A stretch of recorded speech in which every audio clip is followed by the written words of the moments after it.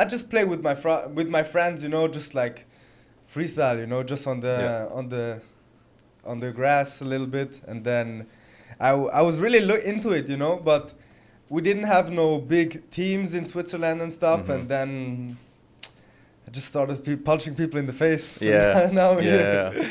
But it's awesome, man. It's awesome. It's like I like team sports because it's fun to have this group dynamic against another group dynamic. It's like man. Brings another layer to it. Absolutely, bro. Like, because you're only, you know, one piece of the puzzle. When you're in a team, man, like you have to, like the best teams are, you know, the individuals aren't what matter, man. It's how those individuals make up the team dynamic, as you said. Yeah. You know, it's like how do you fit the piece of the jigsaw puzzle together? Yeah, 100%. And a lot of times it's the weakest link that breaks the chain, right? Yeah. You know, and then well, that's what I like about team sports, man. Is, you know, if there is a weak link, it's up to the rest of the team to kind of build them up. Play to your strengths, plug your weaknesses. Yeah, true. You know, work as a team. I know what you mean. Yeah, I kind of missed that. I still play every now. I actually played my first game of Aussie rules football. I think it was last weekend. Never played before, bro. I'm like 39 years old, man. Come from Australia. I've never played the national sport. Damn, I man. played it last weekend over here, so yeah, it was good fun.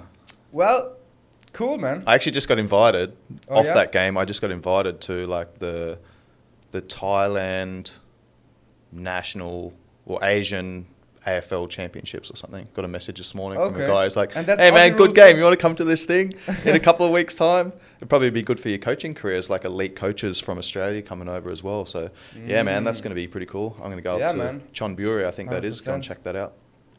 Cool, man. Actually, to be honest, I also didn't play in the national sport in Switzerland. That's swinging. So they call it swinging.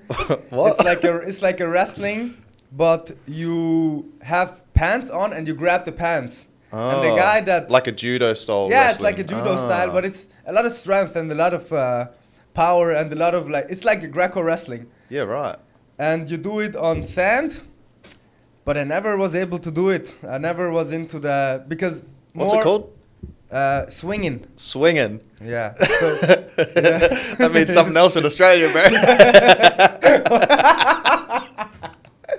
That's our national sport. Really? Yeah, national man. sport? Yeah, bro. I'm going to have to look that up, They make man. tournaments about it, and when you win a cow. I swear, bro. No, it's just, okay, so this has been around for a long time, man. It's been around for a long time. The villagers play against each other. It's like super It's like traditional. you put your best guys against each other. Yeah. Put the pants on, man. smash them into the ground. It's like, all right, bro. you win a cow for the village. That's cool. 100%, bro. But you know, if you live in the city, it's not too much. It's not too common, you know. It's just people in the in the real, you know, in the Alps and stuff. It's like the Swiss fucking version of the Hicks, bro. The Hicks, what's that? Like the rednecks. Oh yeah, 100%. Yeah. What made you get into MMA then? So the story goes like this. I was first playing football, and then I didn't like it anymore because the team was kind of breaking out of each other, and it was like I had to kind of prove myself, and I wasn't really talented at it, and I kind of lost the fun on it. Mm-hmm. And then I started lifting. How old were you then? When I stopped, I was like 16, 15, 16. Was there a lot of pressure, like because that's one of the national sports, right? Soccer's Yeah. And I used to want to get into. Yeah, 100%. I used to want to be a professional football player, but the thing is just I'm not made for it. You know, it wasn't in me to be a football player. I'm made to be a fighter. I'm not made to be a soccer player. I think it's a weird culture as well, man. Like the football culture, where you know if someone touches you, you milk penalties and bro.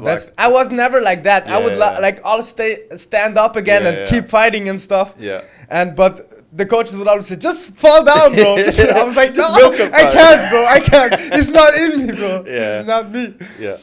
So then There's a lot more money in football though, bro. Yeah, bro. Sometimes I think about it, man. I could have just had a comfortable life, bro. Playing, sitting on the bench and getting my 20K a month, bro. Yeah. But that's accepting being mediocre though.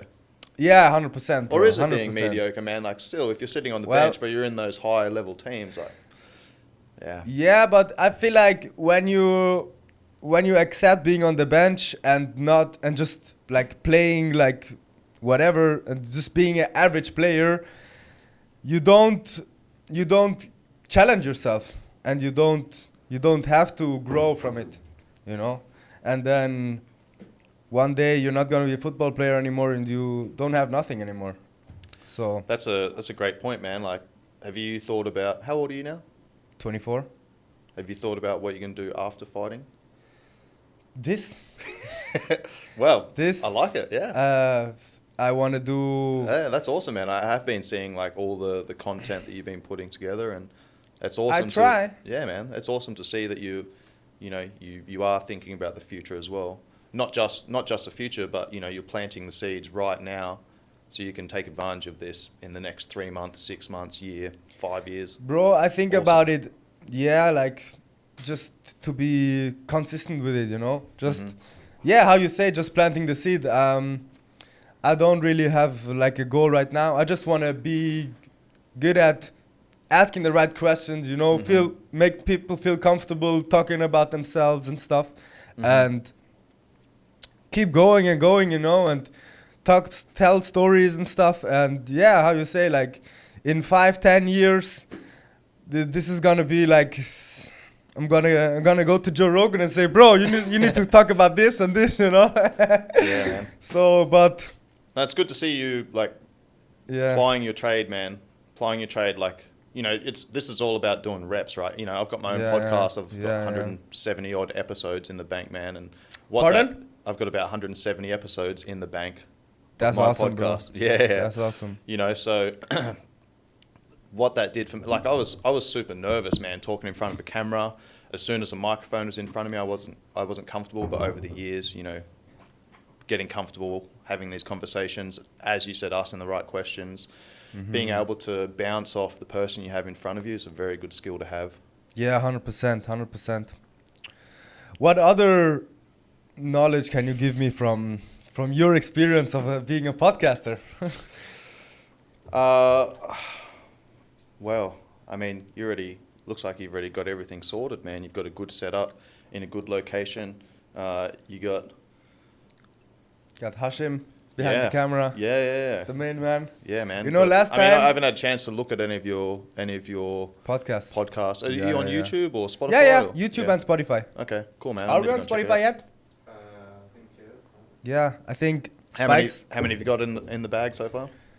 About 7, I think. How many released? 3. We just released yesterday the last one, the one with Robert. What's the name of the pod? Just Abévi Podcast, but Abévi, yeah. I'm looking for a better podcast podcast name. I was thinking about have a bevy with a bevy. Hey, I like that, bro. Yeah? I like that, yeah. I gotta think about it. Yeah, maybe. It's kind of catchy. Because we're having a bevy right now, Exactly. Always. Exactly. It's catchy, man. Shout out MMA Guy Cafe. Best coffee on the Phuket. Hell yeah. And yeah, man. What brought you out here? What brought me to Phuket? Yeah. And when did you come? So I came at the start of 2022. That's when you were still in Tiger. Yeah. And then I had my big injury. I was out for 9 months. Yeah. And then I was always in the gym, but I was just watching and lifting and stuff, and it was like horrible. But I had my surgery, and then I went back to Switzerland to sort some stuff out, and then I came back in 2023, had my first fight, and now I'm here since. Had your first fight? You fought before? Yeah, first fight in one. First fight in one. Yeah. And then, but what brought me out here was just what we said before. The scene in Switzerland is super local and super super small. coming. It's just small, you know. Yeah. And the training partners are not the same. I didn't have people in my weight. I didn't have people who are on the same path as me, you know. I want to be a world champion. I want to be like, didn't have people best there with the case same would be- ambitions pardon? and drive. You didn't have people there with the same ambitions and drive. to yeah, surround or yourself with. we're not able to give those sacrifices because they have family, they have friends, they have responsibilities, you know. And I'm just a young guy who doesn't give a fuck about nobody. No, it's not like that, but you know what I mean. And Yeah, man, I just had to go. You gotta go and chase the shit you want to Yeah, do, bro. Chase the dream. Yeah. You only have one chance. Yeah, man. And I'm trying, bro. I'm trying. What brought you out here? Basically the same thing, mate. Came out here to chase a dream. I mean, when I got out of the army in 2012, I did my PT course. Started working with people. You know, I was already coaching people that I was in the army with. I was always training. Always had good training partners. You know, so I got out of the army, did my PT course, and then moved across Australia. Followed a girl to Tasmania, down the southern part of Australia. Island off the coast, small island, state. Small though, you know, had a great lifestyle, went travelling for 4 years, like on and off, you know, worked for 8 or 9, 10 months every year, and then went travelling for 2, 3, 4 months. And work was coaching. Yeah. I was just building my personal training business. Did strength and conditioning courses, a heap of like other coaching courses, nutrition courses, mindset courses. And over that time, and then, you know, as I was building my business and over those years, I continued traveling. 2013, I came to Thailand for the first time. Traveled the world for 7 months, spent a month in Thailand, a week over here, Soi Thayid training at Tiger. Continued travelling Southeast Asia through Europe, and then on the way back to Australia, stopped off and trained another 2 weeks at Tiger. And that was 2013. And then 2015 came back again for a month. 2016 came back again for a month. And then 2017 ended up moving back out here. So the reason I came out here was because when I finished my strength and conditioning course, I was trying to get in with, you know, I started working with rugby teams, local rugby teams, had some decent athletes in the system, but I could never quite break into like the professional teams because, you know, in Australia, I'm sure it's the same in Switzerland, you need a degree to get into those teams. I didn't finish high school, man, so you know. Is it that there's a lot of politics where you have to know people to get in and stuff? There's a little bit of that, but I mean, the first thing you need to get your foot in the door before I can use like the bro code is a certificate, man. I didn't have a certificate, 100%. You know, so I came out to Thailand those few times, and every time I came out here, I was like, man, I love the energy here. I love, you know, the coaches that are working here. They've always got good energy. Seems like a great place to be. So, you know, that was always a plan to come back out here and live here for 6 months to a year. And then, you know, I tried my best to get into the professional teams in Australia. Didn't really work out, couldn't really get my foot in the door. So I was like, all right, I'll come out here and give this a chance. So I ended up at Tiger on a 2-month internship. And I'd just broken up with my girlfriend of 4.5, 5 years that I was in Tasmania with. And basically, you know, had a conversation with her and said, I want to do this. You know, I need to do this for my career. I'm not having these opportunities where I'm living, you know, in Tasmania. So I'm going to go over to Thailand and give this a crack. So walked away from that relationship, came over here, 2-month internship. After a month, got a full-time job at Tiger. And then I think it was about 5 months later, Woody was the head coach. He just returned from the UK, had hip surgery, was going through rehab and got a job offer, and he was like, I'm bailing out. So I ended up applying for the head coaching position at Tiger, and I got that. I think it was the end of 2017. Yeah.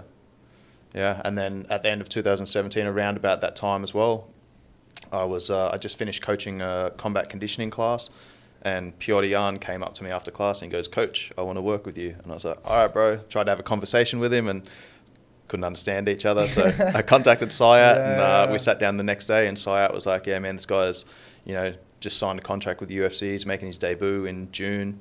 You know, he wants to work with you. I was like, sweet, man, let's rock and roll. So yeah, and he was a ACA champion then already, right? Yeah, I think ACB. I think it was Yeah, ACB, like my first they memory were serves me. ACB and now they're called ACA again. Ah, yeah, They changed. switched the name. Yeah, they changed the name. Okay, True. makes ACB. sense. Yeah.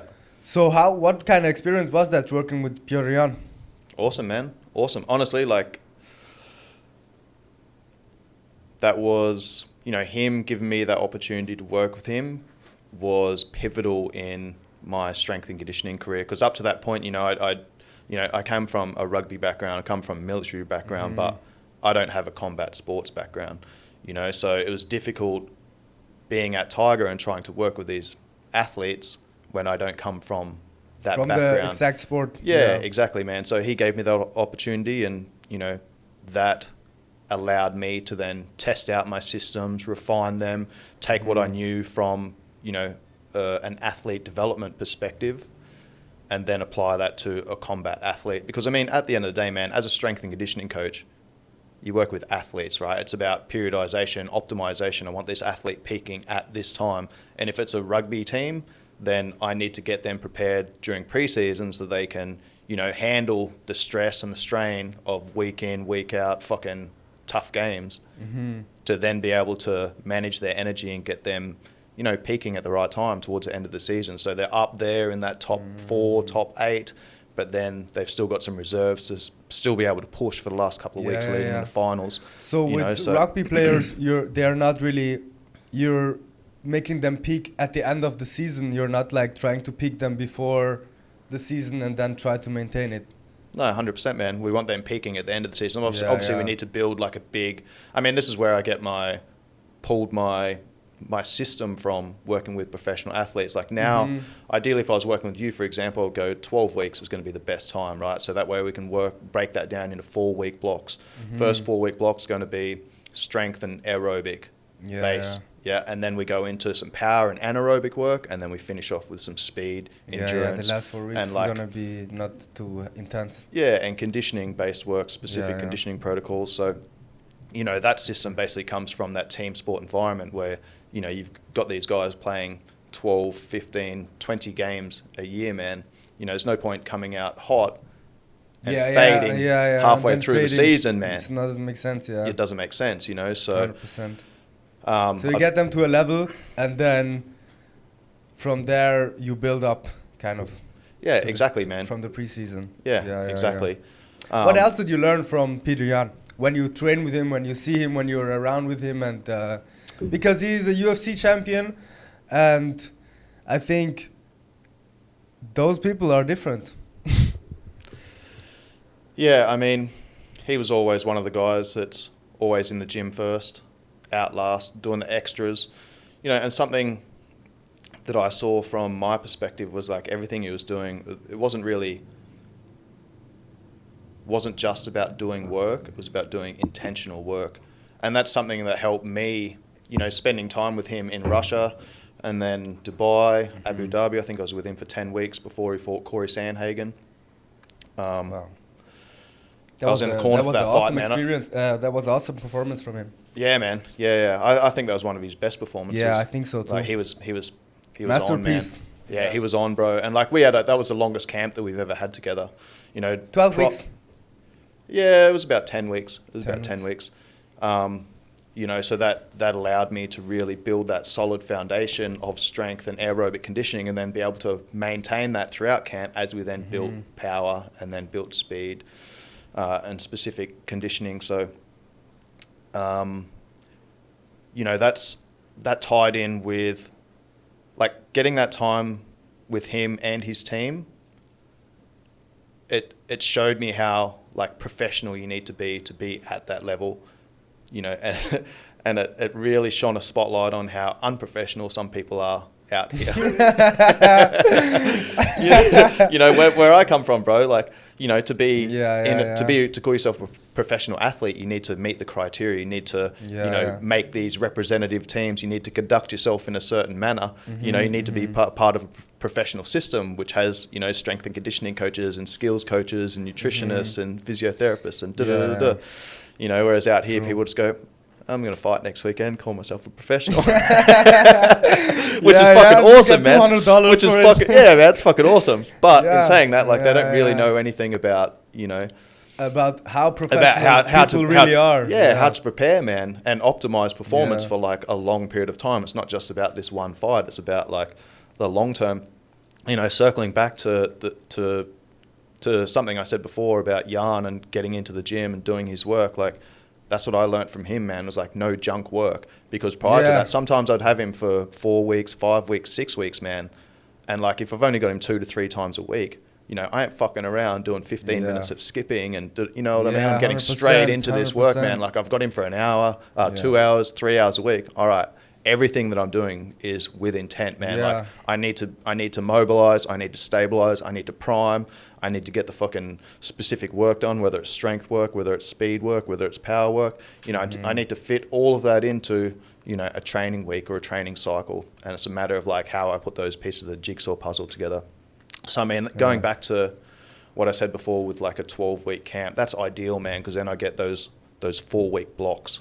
And it's not like this is a strength block, this is a power block, this is a speed block. It's more of like a transitional period. Right, we don't just finish this program and then start this program. It's like it goes in seamlessly into each other. Yeah, exactly. So, you know, the system that I've created now comes from those blocks, but then it's like taking elements as conjugate system, right? Where I can take some strength, I can take some power, I can take some speed, I can put all that, blend that together into a training session and go, all right, today I'm going through my mobility, stability, my prime, I'm going strength work, but my prime work is going to be some speed work, some what like do you low mean level by prime plyometrics. Prime, okay, so I use the ramp protocol to build into a hit. Okay, let me pause for a second. So I'm saying strength work, right, as my main work, or power, or speed, or conditioning, whatever.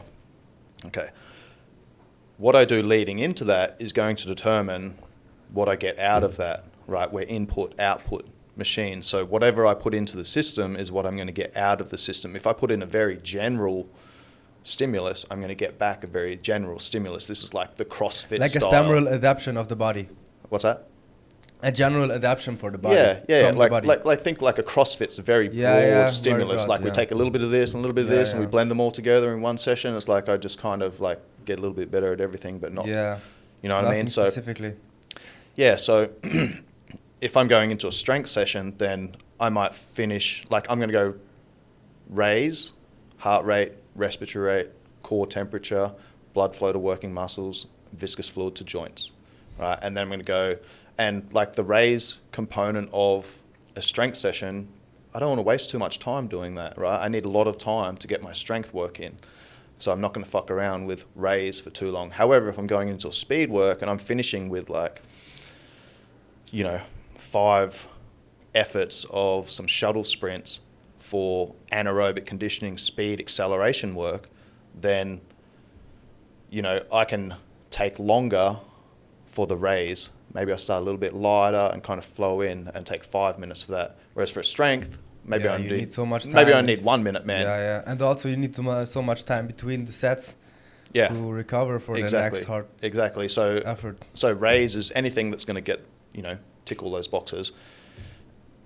A is activate, specific muscles, stabilizers, prime movers, synergists, and then we go into mobilize. Want to mobilize specific joints, whatever we need. Like if you're going into, you know, a grappling session, for example, your mobility requirements are probably going to be a little bit different to a striking session, right? So then we tailor our mobility and activation work for what's coming up in the session ahead. And then the prime work is essentially potentiation, right? What am I doing here? I want to essentially match the state that I'm going to be going into this session in. Right? If I'm doing like a technical grappling session, then my mindset is going to be a little bit different to if I'm going into an MMA sparring session. Yeah, 100%. You know, so I want to kind of like ramp the systems and the sensors up to match what we're about to go into, and that's basically the ramp protocol. Okay. Yeah, I have that. Interesting. In my online training programs, Coach by Cobes app. Check it out. Nice little plug there. We can put a link in it. Hell yeah, man. 100%. I'll send you some content. So, would you say that's the biggest difference from training rugby players to MMA fighters, that you have just one particular point where you peak them?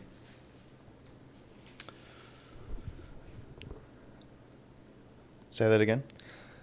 Is that the biggest difference between MMA fighters and rugby players, that you have just one exact date where they need to peak and not, you don't need to maintain them too much? Yeah.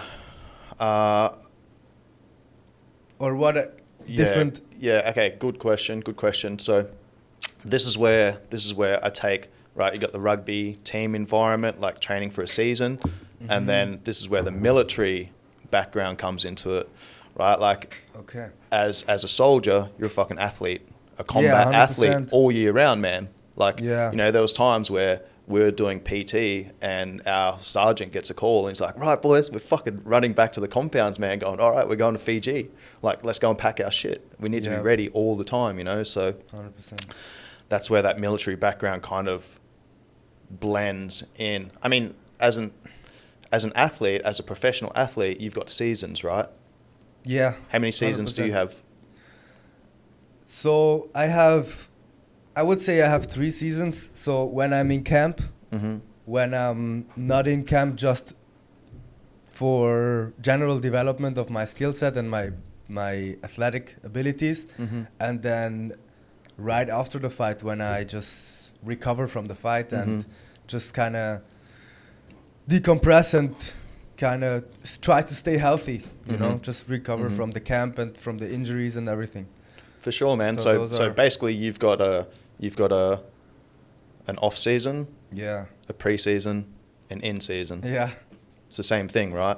Yeah, 100%. And it's like, what are we doing in the off season? We're spending time with friends and family and traveling and, you know, eating a little bit more and like not training hard. Like might train a couple of days a week. Yeah, but it's not the main I still thing. train every day and I still want to get my skill movement. Right? Yeah, 100%. It's different skill. And it's like a lot of mobility, stretching, active recovery and stuff. It also depends. Like one day after the fight, I might just hit the ice bath and fucking go on the bike for 10 minutes. And if it's been a fucking brutal fight, man, maybe. Yeah, bro, I can't even move. Bro, it's not. And that's the thing, bro. It's like the off season might be the off season might be like it might be a month, it might be 2 months, but then there's early off season, mid off season, late off season.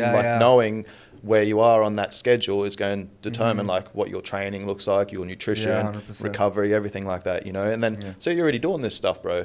Like, so that you're a professional. Yeah, bro. Right? Professionals. Amateurs don't do that, bro. They have they have fight camp, they have out of fight camp. It's like all or nothing. They don't even have fight camp. They just train camp, 3 times a week and then they fight on the weekend. Yeah, bro. So, I think that was a big development in my development as a professional athlete, to have these seasons and not change them too much, because I used to have like off season and I would, for example, come to Thailand and I have a fight and I train. The first day I come, I don't even sleep. I have 4 sessions in one day, you know, and I'm super excited. I'm like, oh, I'm gonna kill this guy, you know. And then the next day I get sick, I get injured and stuff. But what I learned is, my rule is to never increase training volume by more than 10% each week. I like it. And that helped me a lot to just not overtrain, because it's so easy to overtrain out here, you know. Like the rounds are hard and there's unlimited training possibilities there, and when you're anxious to win a fight, and you get excited as well. Yeah, bro, 100%, you know. And sometimes you don't have this feeling for yourself where you're like, okay, this is enough, you know. It's always like the balance between listening to your body and being a pussy is so small, you know. Sometimes you're like, bro, I had enough. No, man, go harder, you know what I mean? Yeah. And then it's like, it's hard to find this balance, you know. And it's also kind of, I understand, dude. Like, as a soldier, man, that was everything we did was a test of will. Yeah. Right? PT every single day was like fucking smash. I was training 3 times a day, man. Wow. You know, like every day. every day. Every day, That's man. heavy. Plus a full work day. Yeah. You know, like wow. I understand that mindset, bro. And this crazy. is why I coach the way that I coach now, because like I went from, you know, I'll give you an idea of like when I changed my training mindset. I was fucking hiking over the mountains in Afghanistan, bro, carrying like 50 kilos of specialist equipment up a mountain so we could get into an OP, like an observation post, so we could like observe Taliban, where they were going, what they were doing, where they were storing their weapons, etc. How long and were I did a heavy leg session the day before. Yeah, I realized how much of a fucking idiot I was when I was on that mountain, bro. Yeah, dude. I was like, if I get shot at right now, I'm fucked, man. You know, so right there in that moment was like, oh, there's better ways to do this. And then I met a good strength and conditioning coach, man, and he kind of managed my training volume and intensity and had this undulating system that I went through across a year. Had my best rugby season, bro. Like, you know, highest point scorer, highest try scorer, best and fairest for the entire competition. And I was like, all right, this dude knows what the fuck he's talking about. I mean, he's the guy that got me into strength and conditioning, to be honest. I was like, holy fuck. You know, I've been training already at this stage for, 10, 15 years. And this guy's just gone and like changed my training like that. And I've seen the results automatically. You know, so funny story, actually, that guy, Ricky Dummigan, shout out to Ricky if he's watching this. He messaged me when I was in Dubai with Petr Yan before we were about to go to Abu Dhabi and fight. And he's like, got an opportunity in Japan next year to work with professional rugby teams. You can. And I was like, oh, man, if you had messaged me like a year ago, I would have been like, fuck yeah, I'm in. But I'm like, I feel like I'm just getting started in what I'm doing here in Thailand. So I turned that down, man. Damn. But yeah, I mean, when I first became a strength and conditioning coach, I always thought I'd work with rugby teams. And then I ended up out here, started working with professional fighters. I fucking love working with professional fighters. There's a lot of like similarities in the mindset. But I also at some stage probably want to work with rugby teams again. Yeah. Yeah.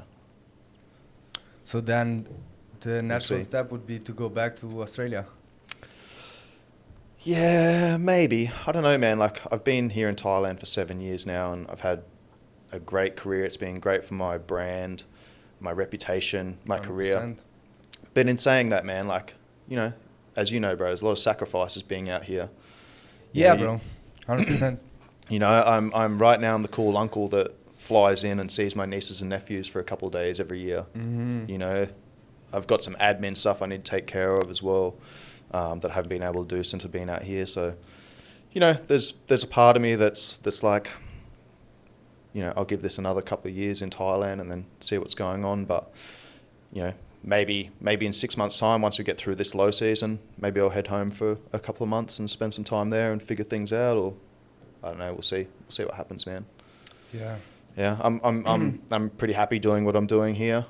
You know, I've got a lot of time to build my business and work with the people that I want to work with. So, yeah, but there is one part of me there is one part of me that kind of misses home and does want to go back and set something up there at least, maybe do 6 months there, 6 months here. Yeah. So go to his online training program so he can move back home. No. I want to bring it back to the military. Mm-hmm.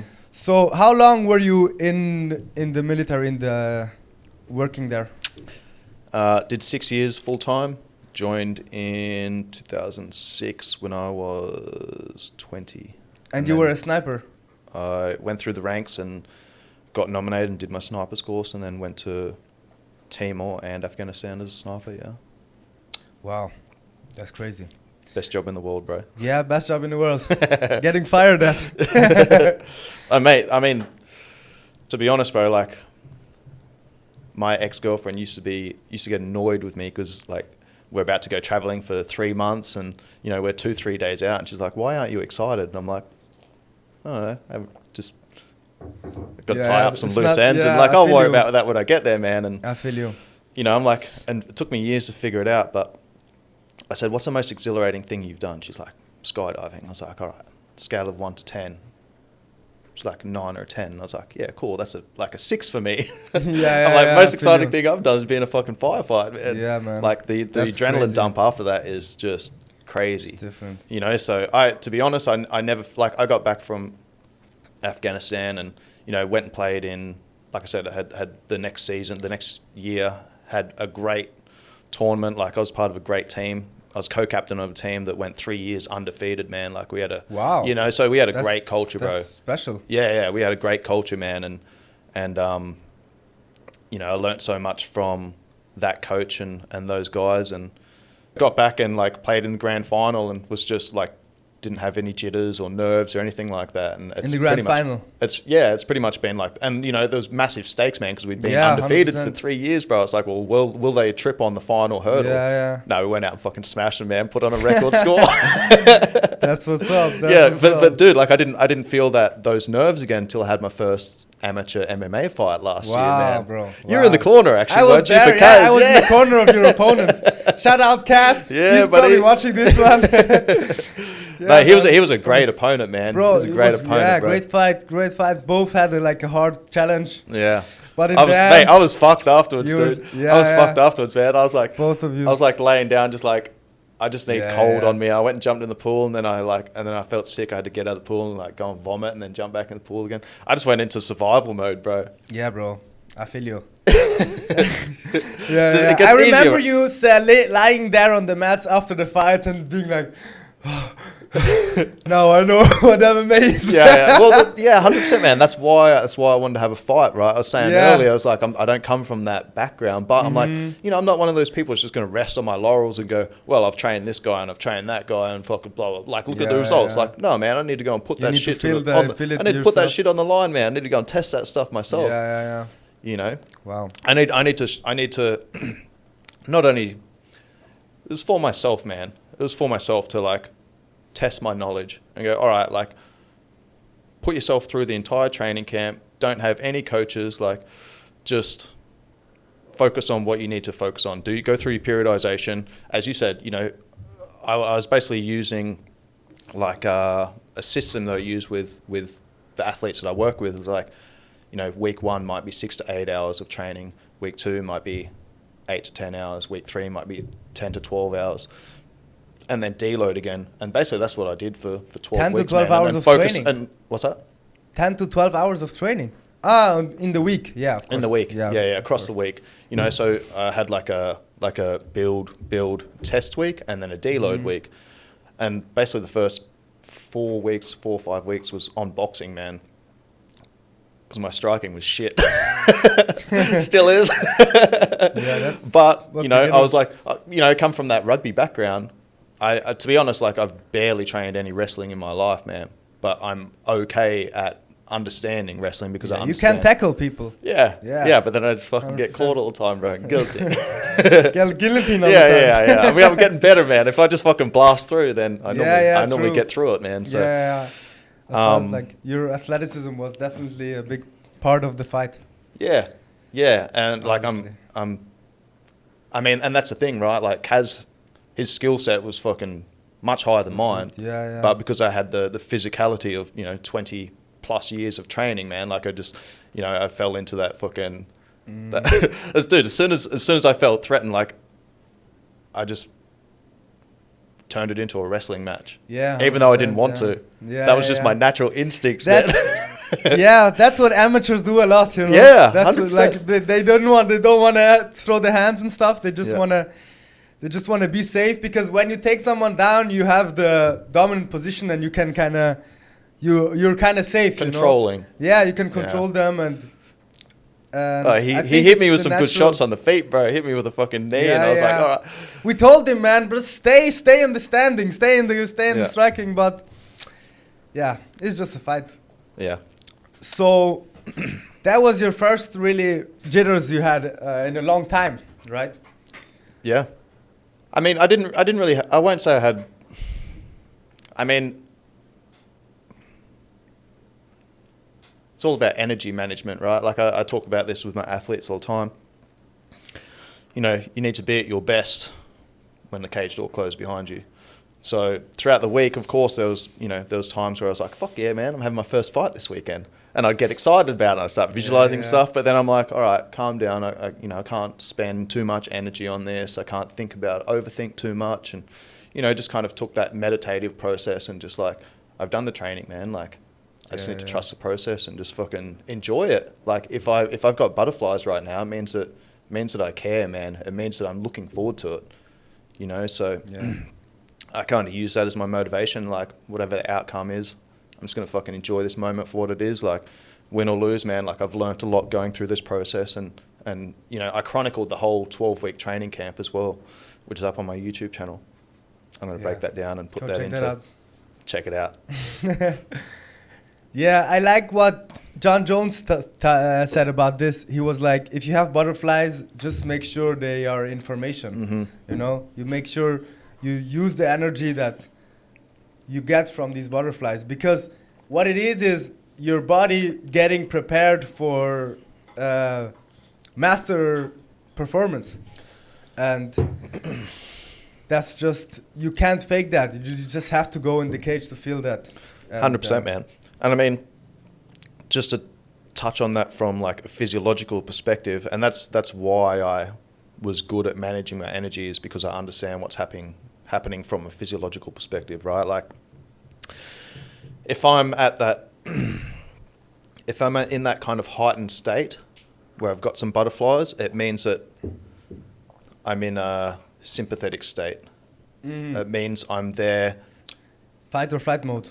I'm in this low-level fight or flight mode where I'm thinking about it ahead of time, like, and that can either destroy you or it can build you up, man. It's a matter of how you use it. And as you said, like, got to get those butterflies to fly in formation. Yeah, 100%. Because some people like overdo it and they let those thoughts drag them down. Yeah, and that can be super detrimental. 100%.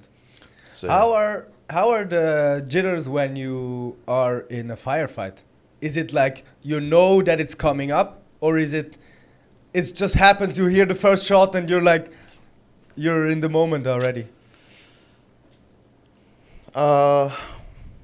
Kind of depended on each situation, man. Sometimes there was times like we knew that there was like extra Taliban in the area that was sent in to come and fight us after the guys before us had done like a really good job and done some damage and killed some dudes or captured them. So there was times where we're going out on patrol, like knowing, all right, we're probably going to get into a firefight today. And then there was other times where it just fucking happened, man. So, you'd kind of be not relaxed, but, just kind of in a bit of a flow state with the boys. And then something would kick off like, a couple 100 meters away. And then it's just like, boom, switch on. And yeah. Right from 1 second to the next one, you're activated. Yeah. But it's funny, man. Like, even in that, think about this, dude. Could you imagine,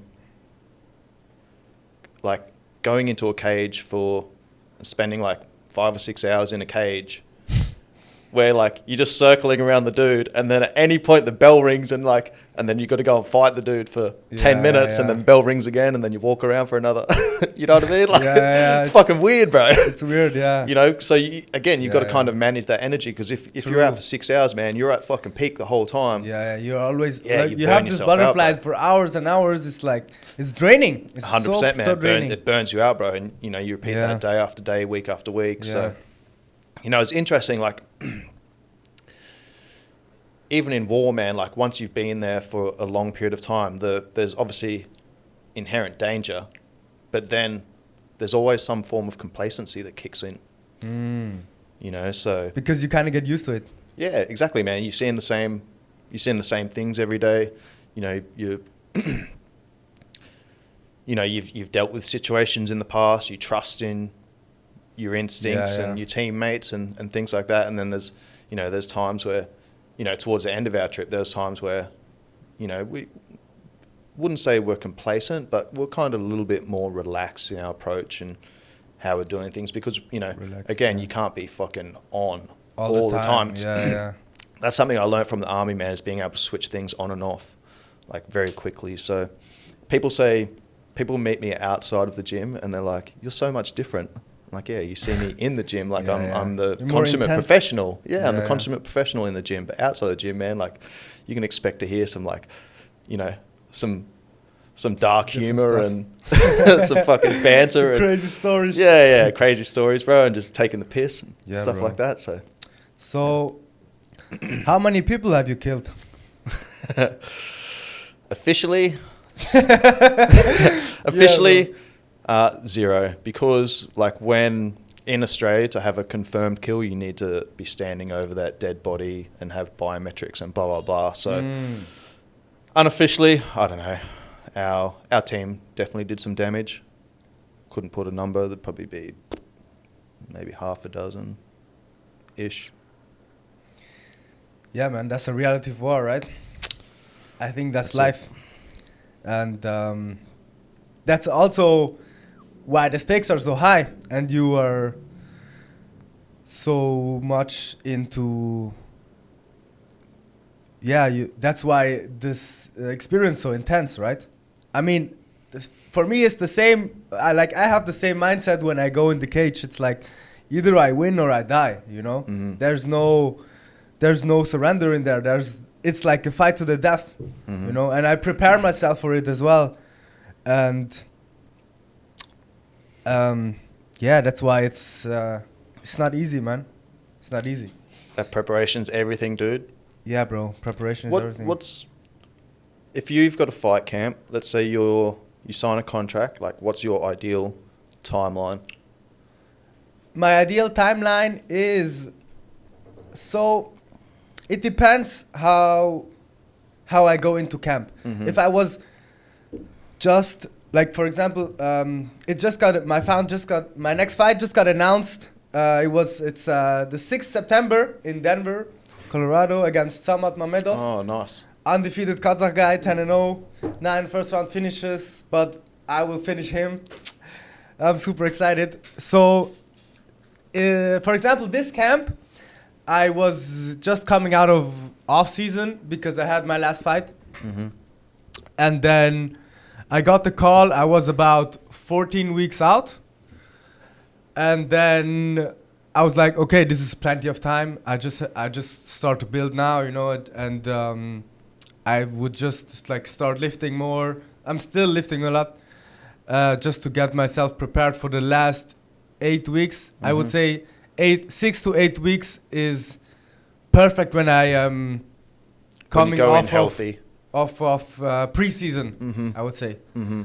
If I just come off the couch, I would say 12 weeks. Yeah. And then just build up slowly, get my 10% every week, and I think it's good to have a lot of time, but also there's a challenge to pace myself more over time, because you know you have this date and you want to get ready. I'm fighting in elevation, so that brings another layer to it. Mm-hmm. And I think I would also appreciate it if I would maybe have a 6-week fight camp, short and sweet. You know, I go in ready, and I go hard for 6 weeks, and then I fight, and it's not like I have dragged out. Pardon? Not dragged out. Yeah, I'm not dragged out, and I don't have this mental fatigue, because sometimes you're like, oh, fuck, man, I have the weight doing, and I have the weight to manage, and I have so much strength and conditioning, and I have so many sparring sessions and so many stuff. Obviously, I love what I do, you know, and it's the challenge I need in my life. But short and sweet is also nice, so you can just kill it all in 6 weeks. I think that's a great point, man. Like the pros at the highest level are doing that, where they are, you know, keeping themselves in shape, and they're focusing on 1 or 2 sets of skills to improve, you know, coming back into the next camp in a good position to then, you know, put the foot to the floor and squeeze the last little bit of juice out of that. So, yeah, I think that's great, man. Yeah, man. Cool. All right. It was cool to have you here on the podcast. Thank you, brother. Anything you want to say in the camera right now? Where can people find you? Where can people follow you? I'm taking a little bit of a break from social media. I'll probably come back on and like help promote this, but I've been working on my online coaching programs. I've got a training app, the Coach by Cobes training app, where I deliver mobility modules, stability modules, prime modules. That's the ramp package. And then I've got a 10 in 20 module, which is 10 training sessions under 20 minutes for those people short on time. These are my default training sessions. And then I've got corrective exercise concepts. This is for taking care of all of those little niggles, tuning the body up before you're going into those sessions. And I've just finished putting together a strength module, which will be online very soon. In the process of putting together a conditioning module as well as a coaching crash course. So everything is at coachbycobes.com, or you can hit me at either coach_Cobes, Kobes, or at Live Train Perform on Instagram. Yeah. Also, you're coaching in PGA as well now? Yeah. If you want to train with me in person, I've got 2 packs, Strong and Powerful, at Phuket Grappling Academy. And then we have our Light, Lean and Fast, which is conditioning and endurance focused at Tarantara Spa. 2 packs, daily athlete. Let's go. All right. So thanks for watching. Like, subscribe, and share. And peace out. Cheers, bro.